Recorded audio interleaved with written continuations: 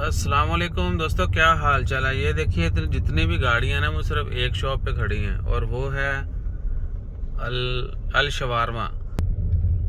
ये लें जी, laundry open है लेकिन वो बंदा अकेला ही बैठा है और खाने पीने की हर शॉप के ऊपर रश है भाई।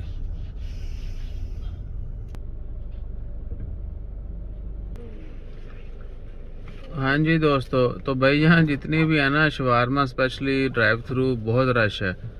मैंने ये एक दो जगह पर थोड़ा रिकॉर्डिंग की है, तो बाकी मार्केट का आपको पता ही है। और ये भी कि जो मॉल्स हैं ना वो ओपन है, लेकिन वहाँ पर सिर्फ ग्रोसरी के सेक्शन ओपन होंगे। 8 बजे के बाद सिर्फ ग्रोसरी के लिए इजाज़त होगी, बाकी शॉपिंग नहीं कर सकते।